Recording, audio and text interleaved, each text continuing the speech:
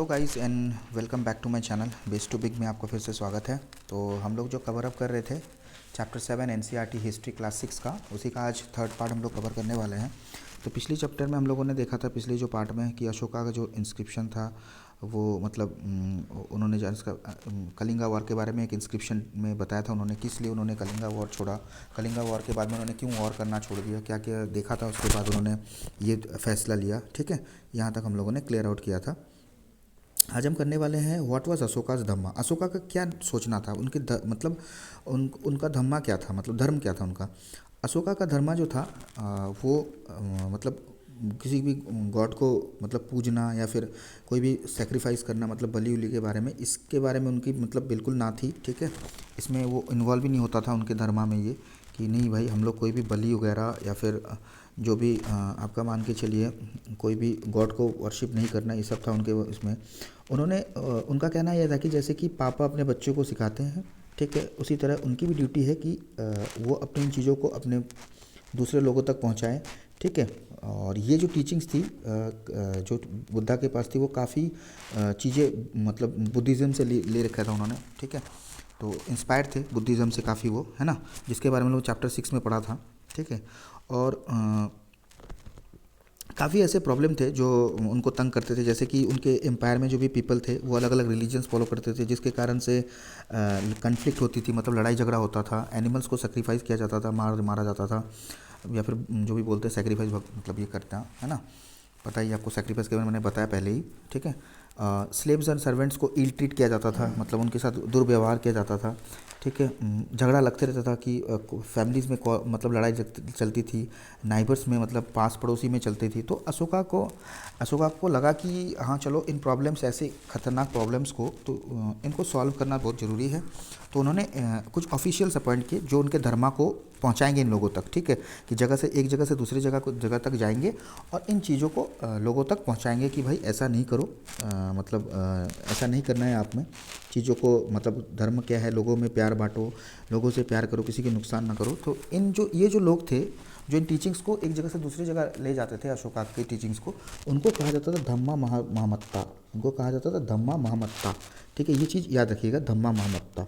ठीक है, और इनका काम तो पता ही आपको, बताया मैंने आपको कि एक जगह से दूसरी जगह जाएंगे और धर्मा के बारे में लोगों को बताएंगे। इसके इसके बाद भी रॉक्स और पिलर्स में भी उन्होंने काफ़ी अपने जो भी उनके जो ऑफिशियल्स थे उनको इंस्ट्रक्ट किया, जो भी जो रॉक्स एंड पिलर्स में जो भी उनकी इंस्क्रिप्शन थी, जिसको पढ़ना नहीं आता हो, लिखना नहीं आता हो, वो ये बोल के सुनाएं, पढ़ के सुनाएं। ठीक है, ये भी उनका ऑफिशियल्स का ड्यूटी था, अशोका ने उनको बताया था। तो और काफ़ी बाहर भी अशोका ने अपने मैसेंजर्स को भेजा। ठीक है, अपने धर्मा को, आइडियाज़ को स्प्रेड करने के लिए, जैसे कि मान के चलिए सीरिया है, इजिप्ट है, ग्रीस है, काफ़ी तो इफेक्ट पड़ा श्रीलंका में। ठीक है, और उन्होंने रोड बनवाए, कुएं बनवाए, ठीक है, रेस्ट हाउस बनवाया, ताकि कोई एक जगह से दूसरी जगह जा रहा तो वहाँ पे थोड़ा रुक जाए, मतलब और थोड़ा सा मतलब मान के चलिए रुक के रेस्ट कर लें। ठीक है, और मेडिकल ट्रीटमेंट के लिए भी बहुत सारे मतलब चीज़ें बनाई उन्होंने, मेडिकल ट्रीटमेंट भी अरेंज करवाया था। ठीक है, मेडिकल ट्रीटमेंट मिले दोनों को, ह्यूमन बींग्स और आपके जो एनिमल्स है दोनों को मिले। ठीक है, यहाँ पे एक चीज़ आप लोग देख सकते हैं, यहाँ पे देखिए कितने बढ़िया से ये जो बनाया गया है, जो मतलब जो स्कल्पचर बनाया गया है, बहुत ही बढ़िया है। ये आपका है रामपुरवा है। ठीक है, मौर्यन पिलर है ये, जो उस समय पे मौर्यन उसमें थी। ठीक है, मौर्यन साम्राज्य में थी। ठीक है, तो ये देखिए रामपुरवा बुल इसको बोला जाता है।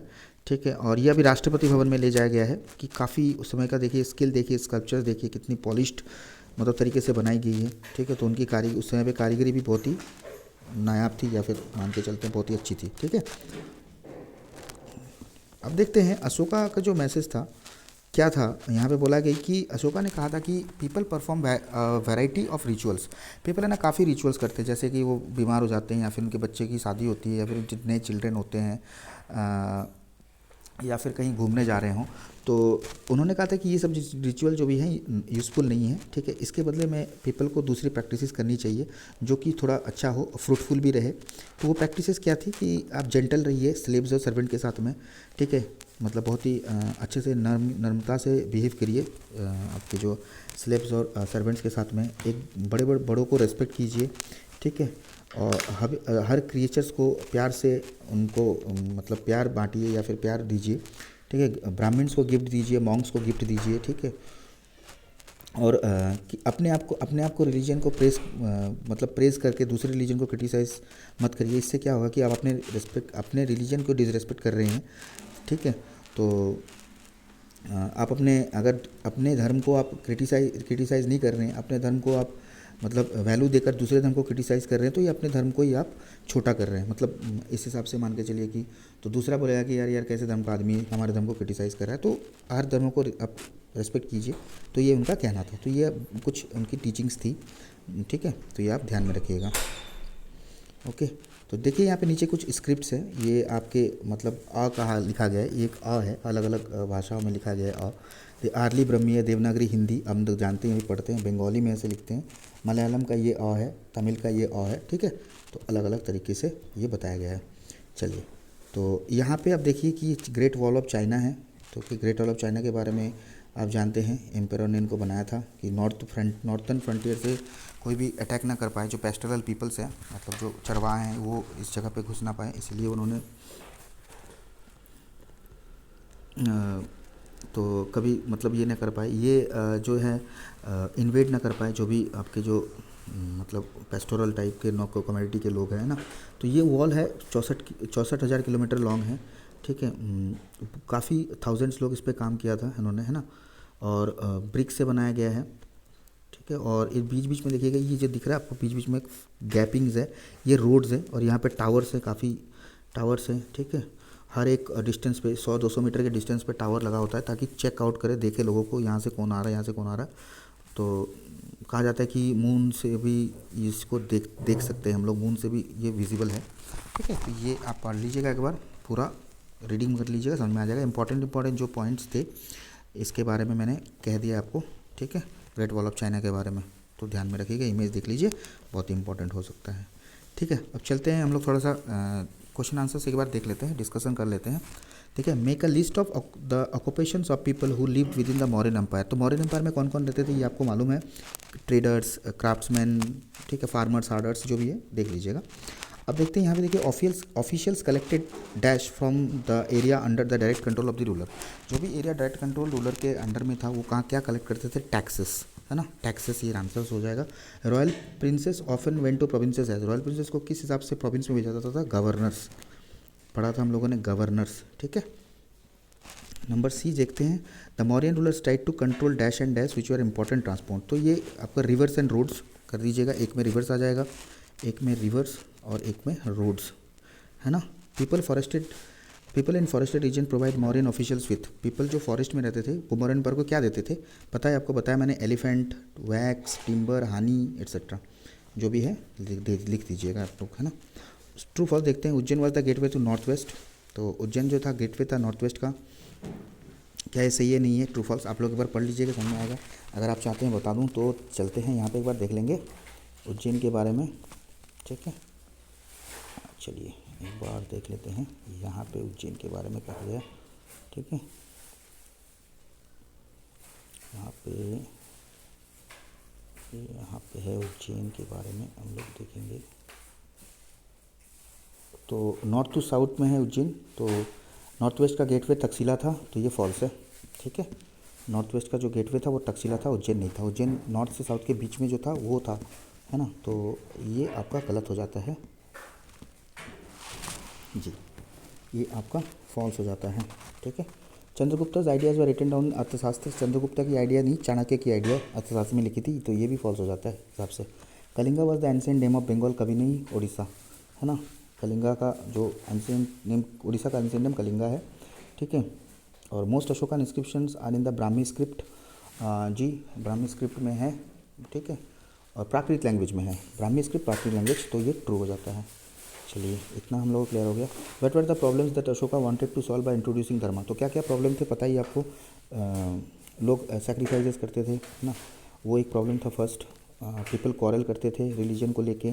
सेकंड, नाइबर्स में झगड़ा होता था, ठीक है, आपस में फैमिली मेम्बर्स में झगड़ा होता था, ये सब प्रॉब्लम थे। इसी वजह से वो धर्मा को लाना चाहते थे, धम्मा स्प्रेड करना चाहते थे।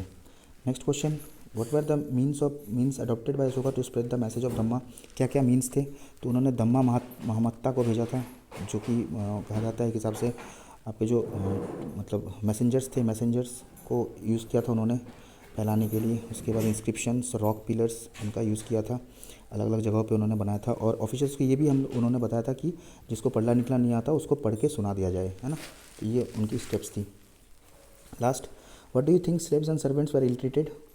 Do you think why do you think slaves and servants were ill treated? क्यों आपको लगता है कि क्यों इल ट्रीट किया जाता था? क्योंकि जब देखिए, जब Ashoka when left out the war, Ashoka ने वॉर छोड़ दिया तो सब में एक डर ख़त्म हो गई, ठीक है। उसकी वजह से उन्होंने अभी ऐसा मतलब काफ़ी बड़ा एम्पायर था फर्स्ट ऑफ ऑल, तो कंट्रोल करने में प्रॉब्लम होता था। तो उस समय पे जैसे ही उन्होंने वॉर छोड़ दिया तो लोगों को भी ये पता चल गया कि चलो अशोका तो अब देखेंगे नहीं, तो इस हिसाब से उन्होंने लड़ाई झगड़ा शुरू कर दिया होगा, ठीक है। तो ये क्वेश्चन आपके मतलब एग्ज़ाम बेसिस के ऊपर नहीं है, तो खैर छोड़ दीजिए, फिर मैं डिस्कस कर दिया। Do you think the orders of empire would have improve their condition? क्या लगता है आपको कि क्या उनका जो ऑर्डर्स था, क्या उनके वजह से उनमें कोई चेंज आई?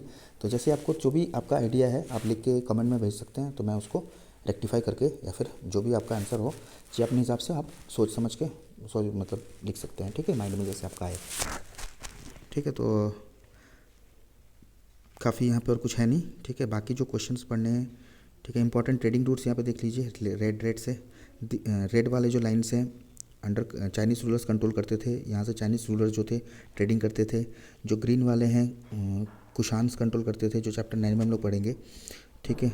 और जो ये वाले लाइट ग्रीन है, ये इंपॉर्टेंट सी रूट्स हैं। और लाल वाले जो हैं जो लाल वाले रूट हैं, ये जो ईरान के रूलर थे पर्शिया में, वो कंट्रोल करते थे। और बाकी जो लाइट पिंक में देख रहे हैं, ये कंट्रोल करते थे रोमन एम्पायर्स। तो काफ़ी देख लीजिएगा, यहाँ पे इंडेक्स में बताया गया है। इंपॉर्टेंट ट्रेड रूट्स है, सिल्क रूट जिसको माना जाता है, जो लाल वाले हैं सिल्क रूट्स मतलब स्पेशली, ठीक है। तो मतलब चाइना ही सिल्क रूट्स यूज़ क्या करते थे बेसिकली, ठीक है। बाकी नीचे भी कुछ है, देख लीजिएगा।